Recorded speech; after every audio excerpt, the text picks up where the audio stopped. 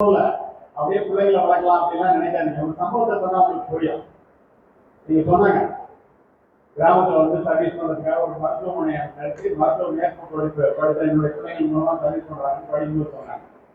இது எப்படி சாத்தியப்பட்டது தெரியுமா? அதுக்கு நான் காரணம் அல்ல. என்ன அழைச்சிட்டு தளபதி காலேஜில் சேர்க்கறதுக்கு ஆர்ட்ஸ் காலேஜில் சேர்க்கறதுக்கு எங்க அப்பா போய் பஸ்ல போய் இறங்கும். நடந்த நிகழ்வை அப்படியே பதிவு செய்கிறேன். மருத்துவ படிப்பு படிக்க வேண்டும் என்று நினைக்கின்ற மாணவர்களுக்கும் பெற்றோர்களுக்கும் இது உபயோகமாக இருக்கும். Medical college Thanjavur medical college எல்லாரும் சேர்ந்து அங்க போய் நினைச்சு பாரு. எங்க அப்பா கேட்டாங்க படிக்காதவங்க, இந்த காலேஜில் தான் நீ படிக்க முடியாது. மெடிக்கல் காலேஜ் பா, இங்க படிக்கிறதுலாம் செஞ்சூர் காலேஜ்ல இடம் இல்ல, இங்க படிக்கிறதுனா 3000 ரூபாய் வேணும். அப்போ 3000 ரூபாய் இருந்தா நான் டாக்டர் ஆகிட முடியும். எங்க அப்பா வந்து 300 ரூபாய்.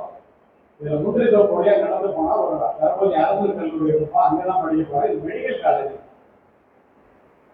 ஒரு ஏழை விவசாயி உங்க அம்மா அப்பா மாதிரி இது மெடிக்கல் காலேஜ் அப்பா, உங்க டாக்டர் ஆகணும் பணம் இல்லை டாக்டர் நீங்க அப்படின்னு சொல்லிட்டு இந்த மருத்துவ கல்லூரியினுடைய சுவற்றையாவது தொட்டு பார்த்து விட்டு வருகிறேன் என்று போய் மெடிக்கல் காலேஜ் செவத்தை தொட்டு பார்த்துட்டு அழுதுட்டே மாறி போய்விட்டு ஒரு ஏழை விவசாயிக்கு இந்த மருத்துவ படிப்பு மீது இப்படி ஒரு ஆர்வம் தான் உங்க அம்மா அப்பா.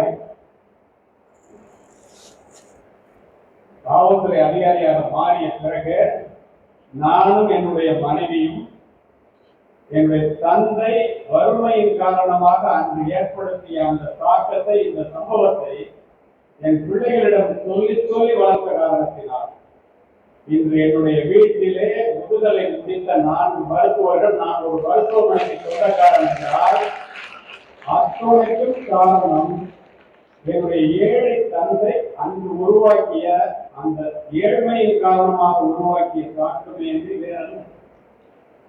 பெற்றோர்களுடைய சிரமத்தை பிள்ளைகள் புரிந்து கொண்டு படிக்க கற்றுக்கொள்ள. இதெல்லாம் எதற்காக உங்களிடத்திலே சொல்லுகிறேன்? உங்க டாக்டர் ஆகணும்னு நினைச்சு நீட் படிச்சு டாக்டர் ஆகணும்னு நினைச்சு எவ்வளவு பேர் இருக்கீங்க? கை தூங்க. நீட் படிக்கணும்னு நினைக்கிறவங்க மட்டும் கை தூங்க. நீட் நல்லா தூக்கலாமே, பாதியில தூக்குறீங்க. ஓகே, இப்போ எதுக்கு கேட்டது?